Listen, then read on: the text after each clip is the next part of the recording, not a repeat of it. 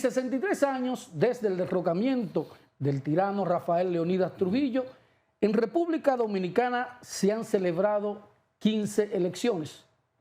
En ellas han sido electos 8 dirigentes políticos de 4 partidos diferentes.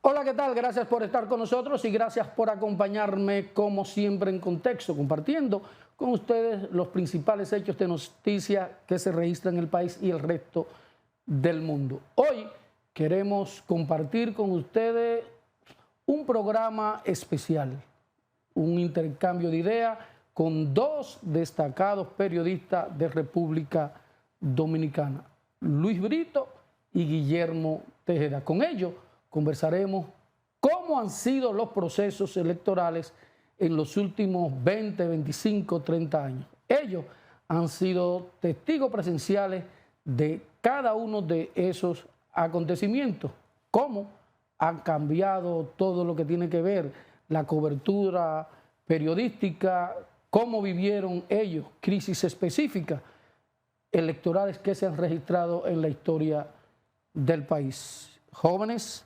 bienvenidos y gracias. Bueno, para mí contexto. Es un placer. He tenido la oportunidad aquí de reunirme con Brito. Tenía que hablar. Sí, solamente lo leo. Sí, sí. La magia de la comunicación. En contexto con los procesos electorales. Así es. Me gustaría que comenzáramos, Brito, una panorámica breve de cómo tú ves el actual proceso electoral desde una óptica puramente periodística.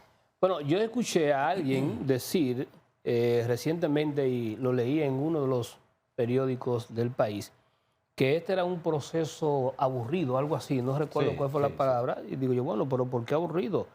Y luego me puse a calcular, ¿y será que la gente extraña los muertos, los heridos en aquellos procesos electorales que nosotros vivimos en aquella época? Porque yo creo que los procesos electorales deben ser, como tienen que ser, fiesta de la democracia, de las libertades y todo lo demás. Yo creo que el proceso electoral que se está viviendo es un proceso calmado, no aburrido, decente, civilizado, como deben de ser todos los procesos electorales, porque si nos remontamos para atrás, que ahorita vamos a llegar de manera puntual a esos procesos, por ejemplo, en 1990, 1994, 78, eran casi una guerra civil lo que el país estaba viviendo, al borde de una guerra civil, y así incluso las agencias internacionales de prensa titulaban sus envíos en esa época. Yo recuerdo en el caso de las elecciones de 1990, que Juan Bosch llegó a decir, te lo comentaba creo que ahorita fuera del aire, si alguien tiene que morir, morirá. Eso no es un proceso Guillermo, electoral. ¿qué te parece este proceso tranquilo respecto a otro proceso donde regularmente se reportaban enfrentamientos a tiros y los militantes, hay que decirlo, andaban armados hasta los dientes? Bueno, yo creo que este proceso es el resultado del fortalecimiento del sistema democrático, con sus vicios no palpables, pero tiene una diferencia abismal entre lo que ocurría en los años de elecciones conflictivas, 78, como dijo Brito, 90, 94, y ahora hay más armas de fuego. Lo que pasa es que la gente no... Es más civilizada. Es más civilizada. La gente se ha asimilado que los muertos de campaña no se pagan. ¿Usted se acuerda de un enfrentamiento que hubo histórico en Boca Chica? Se encontró el PRD y el Partido Reformista, hubo un tiroteo intenso. Claro. Y en Moca, Yo creo, a propósito que tú mencionas eso de las armas, que ahora hay más armas, es que yo creo que en un proceso electoral solamente se necesitan 2 armas. Durante la campaña, el discurso, y el día de la votación es tu cédula para votar. Exacto. Son las 2 armas. Y otra arma más, la propuesta. La propuesta, Exacto. Ahí está en el discurso, correcto. Hay un cuchillito que eso de que los fraudes y la compra de cédula. Mira, el Nuevo Diario inició una serie de reportajes, creo que hoy estamos publicando el número 3, son los procesos electorales a los que el Nuevo Diario ha dado cobertura.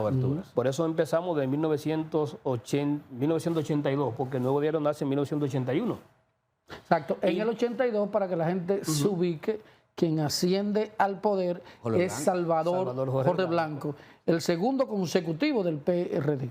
Marcó ese proceso que ahí que viene el suicidio del entonces presidente Antonio Guzmán Fernández. A propósito de Salvador Jorge Blanco, alguien recordó, la esposa de Jorge Blanco fue doña Cela Jorge, de Jorge, ¿no? Fue candidata a senadora. Entonces la gente ha extrapolado esa situación con lo que está ocurriendo ahora, de cómo, a propósito de el colega mío en la política, Guillermo Moreno, que en la actual campaña electoral el gobierno completo y el presidente se lo ha echado sobre sus hombros y la gente ha dicho, bueno, Jorge Blanco, con todo el lastre que la gente le ha atribuido, no se atrevió a tanto. Entonces la gente ha recordado, a propósito de que hemos mencionado el 1982, claro, ¿no? El gobierno de Salvador Jorge Blanco, que tuvo sus dificultades en materia judicial, una condena, luego de... Pero que la gente... Sí, terminó preso, persecución o no, terminó preso. Exactamente, pero que la gente ha recordado y dice, ven acá, ¿cuándo un gobierno se ha echado un candidato sobre los hombros, ¿no? Y le ha como puesto, ahora nunca. Le ha puesto el Estado detrás. Entonces la gente recordó el caso de Guillermo Moreno con Luis Abinader ahora y el caso de Acela Mera de Jorge con su esposo siendo presidente. Hablando de eso, por un tema de que, por ejemplo, nuestra directora no conoce la mitad de los presidentes que han estado ahí porque es una muchacha de una nueva generación. Sí. Ella se sonríe. Y para compartir con la audiencia, decíamos que 8 presidentes han surgido desde las elecciones de 1962, cuando se cogió a Juan Bosch como presidente de la República en la boleta del Partido Revolucionario Dominicano. Posteriormente, Bosch es derrocado en 1966, gana Balaguer esas elecciones y gana la de 1968 y la de 1966, perdón, y la del 70. Exacto, termina en el 78. Usted voló del golpe, saltó... No, lo que pasa es que estoy dando... No, ahí sí, pero no estoy comentando los presidentes que tuvieron del triunvirato, Camaño. Es decir, electos en elecciones son Juan Bosch, que duró 7 meses, Joaquín Balaguer, que duró 22 años, Antonio Guzmán duró 4, Salvador Jorge Blanco duró 4, Leonel Fernández duró 12, Danilo Medina duró 8, gobernó 8 años, Hipólito Mejía 4, Luis Abinader 4 y piensa ir por 4 más. Estamos hablando que en 63 años, o 62, desde el partido de 1960, si lo cogemos del 66 adelante, si quieren, solamente ha habido 8 presidentes y eso es por 4 partidos. Eso es por los 22 años de Balaguer y los 12 de Leonel, que cerraron la puerta para otros. Sí, esos dos tienen la mayoría de los años. Pero es una constante de los presidentes porque no hay un presidente que haya negado más el Cristo de la reelección que el actual presidente. Y ahora es el principal abanderado. ¿Y los videos están ahí? No, los videos y él lo hacía de manera ardorosa, como también ahora de manera ardiente defiende. Es que yo nunca he entendido por qué en la oposición o en cualquier escenario reniegan tanto de la reelección, porque lo primero es que si está permitido constitucionalmente, usted no tiene por qué renegarlo. Yo creo que lo puedo entender que como estrategia... Si la Constitución establece que 2 periodos consecutivos. Lo que tú puedes renegar es que yo aspire a 3. A 3. Exacto. Pero yo lo que creo que quizás, como no es estrategia, tú sin agotar el primero, que ya está hablando de una reelección, lo pudiera entender por ahí. O quizás para evitar los celos adentro. Espérate, por el turno. Porque si en el PLD, por ejemplo, el PLD democrático, 8 Danilo y 12 Leonel son 20. Hubiesen sido 5 presidentes de a 4 años. Para que la gente sepa, cuando el PLD asumió el poder, el compromiso era ese, era que se iban alternando. Cierto. Primero Danilo dijo, no, Leonel, Danilo, Temito Clemontay, por ahí seguía. Sí. Ese fue el acuerdo. Lucho Jiménez. Eso fue lo que tuvo, ¿no? Pero el acuerdo que hubo fue entre esos tres. Sí, sí, Entrando Que en, no el se tema, cumplió. en el tema de elecciones, vamos a hacer la de 1978, la crisis, Sí. que nosotros no le dimos cobertura, por ejemplo, yo no. Exacto. Pero después de la del 90, ahí sí nosotros fuimos testigos que estuvimos ahí. La del 78, la crisis cuando Antonio Guzmán gana las elecciones. ¿Cómo ven ustedes ese proceso? Que todavía hay gente que dice media verdades. Bueno, Antonio Guzmán, que recibe, ¿verdad?, en el 78 un país balaguerizado, se pudiera decir, hace unos cambios a mi modo de ver las cosas o de leer la historia, porque como tú señalas, no tuvimos en esa época, no vivimos ese momento. Yo creo que revolucionó bastante. Yo recuerdo, escucho testimonio, lo que cuentan los historiadores, ¿verdad?, que para la época Guzmán recibe un estado donde los guardias y los policías eran autoridades plenas, pero plenas. Una fuerza armada totalmente politizada. Politizada. Entonces Guzmán entra, llega y cambia todo eso. Y entonces democratiza, ¿verdad?, a la República Dominicana, democratiza a las Fuerzas Armadas, democratiza a la policía. Y yo creo que el cambio fue muy notable cuando llega Guzmán Fernández. ¿Qué le parece lo de Balaguer? Balaguer es un fenómeno. Balaguer, 12 años de represión. Y 8. Gana. No, pero en el 78. Y declarado cuando, de la democracia. Cuando gana don Antonio, hay testimonio de Vincho Castillo, había todo un plan de los grupos militares de desconocer la voluntad popular, una radiografía mala de lo que fue el 62, es decir, después del triunfo de Bosch. Y Balaguer que se para en 2 patas y dice, no, ahora quieren llorar como mujeres, lo que no defendieron como hombres. Pero no le vamos a atribuir ese mérito solamente a Balaguer. Recuérdese de las presiones ejercidas por el Departamento de Estado norteamericano, que fueron decisivas, y por una comunidad internacional receptiva con la causa del Partido Revolucionario Dominicano, un partido internacionalista, ¿no? Sí. Que eso contribuyó. Balaguer podría dar manotazos, sí, está bien, pero... Y no pasar de ahí. Exacto. Las presiones fueron fuertes, porque en esa época, decía aquí fuera de cámara, yo recuerdo que yo pasé por la John F. Kennedy, y ahí todos los guardias que habían el día previo a las elecciones tenían en los fusiles una pañoleta roja. Y aquí, otra cosa que decía, Balaguer es la paz. Los guardias. Los miembros de las Fuerzas Armadas. Eso lo tengo yo grabado. Sí. Grabado. Nunca se me ha olvidado. Se le quedó en el disco duro. Exacto, yo estaba un carajito.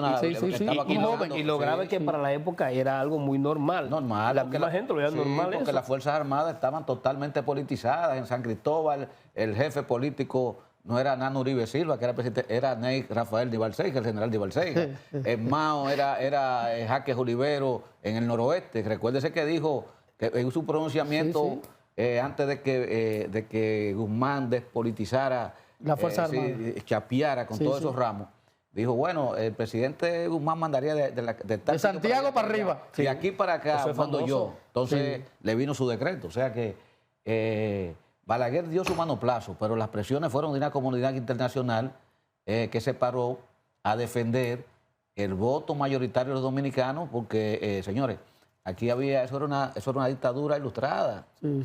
Presiones internacionales que bajo ninguna circunstancia Balaguer hay que darle su aporte ahí a Peña Gómez, que siempre tenía buenas relaciones, porque si recuerdan, el PRD no participó en las elecciones del 70 porque no había condiciones, ni en la del 74. Que ahí fue que se hizo que la Jaraburgo fue el que le siguió el coro. Fue la marioneta. A Balaguer en eso. Pero parece que cuando el PRD decide participar en esas elecciones, dice, bueno, vamos arriba para llevar al partido al poder, porque fueron 200,000 votos y pico. Fue una pela del calzón quitado. Sin embargo, en ese tiempo, oiga eso, no tuvo el control del Congreso, del Senado. Ahí entra el debate de Vincho, de Atoey.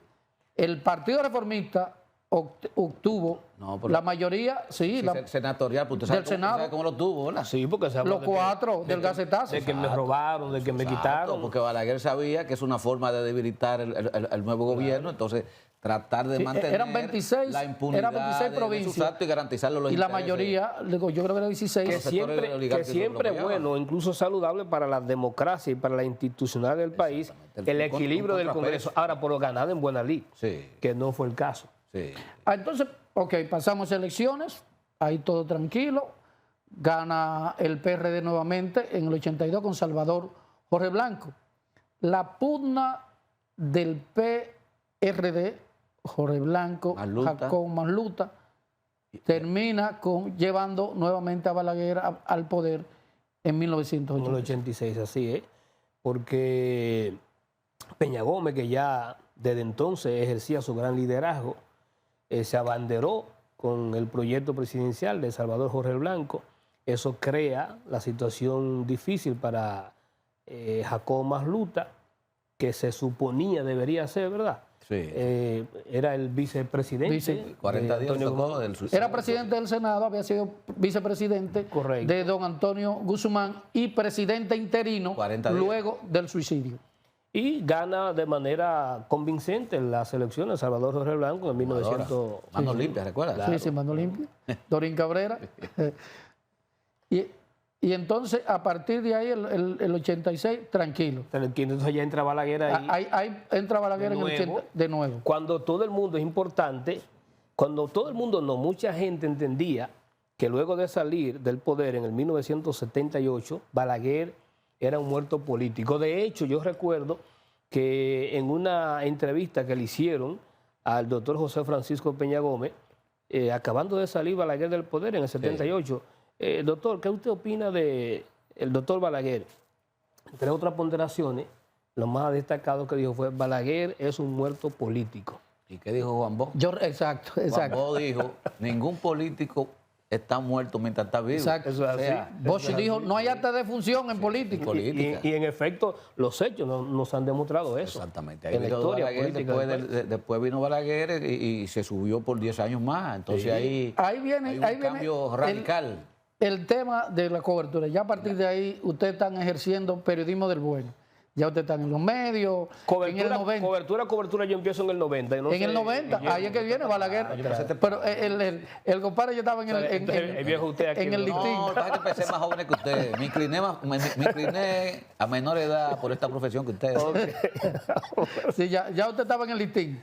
No, yo era, Última hora. yo era corresponsal de Última Hora y tenía un noticiario en San Cristóbal, Notisur, en ese tiempo.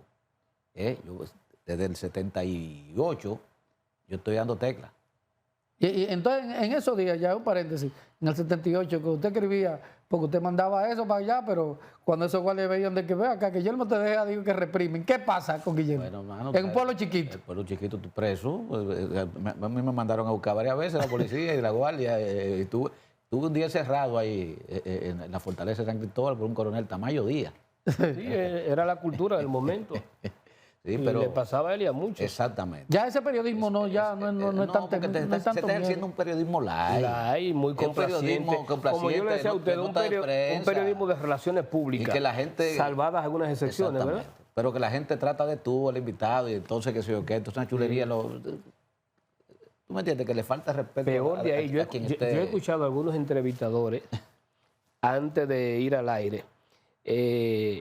Si tiene alguna pregunta que tú quieres que no se quede, dámela. Para que a ese nivel yo lo he escuchado. Exacto, no. Tú no puedes tratar a un entrevistado, pero también tú tienes Señores, que pero ser- nosotros lo escuchamos todos los días en los programas, sobre todo de radio, cuando van a entrevistar a un fulano, a un mengano.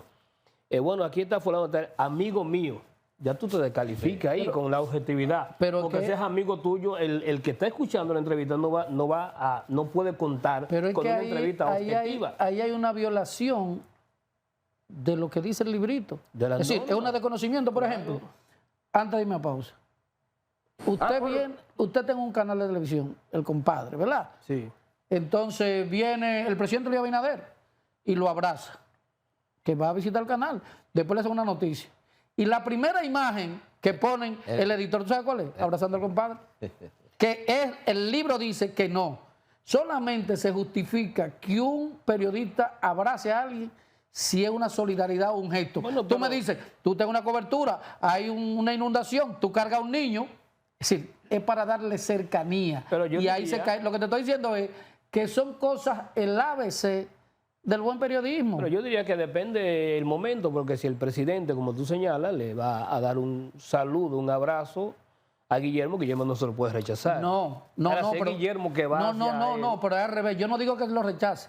Lo que yo digo es que no debe sacarlo al aire. Ah, bueno, no. Es decir, la portada de un periódico es cuando el presidente abraza al director. Claro. En vez de cumplir con el protocolo. Eso es cierto. ¿Entiendes? Entonces, ¿qué me está diciendo eso? Que son dos canchanchanes. Sí, que hay eso hay unos beneficios marginales. Exacto. Que hay una amistad y como hay esa amistad, pues hay que tratar bien al presidente. Nosotros vamos a tener que hacer varios programas. Vamos a una pausa y cuando regresemos vamos a conversar sobre dos grandes crisis electorales. La de 1990, Balaguer apenas 4 años después que se terció la noña, posterior a los 12 años, y la de 1994, cuando le quitaron 2 a Peña Gómez, o dicen que a Balaguer le regalaron 2. Regresamos.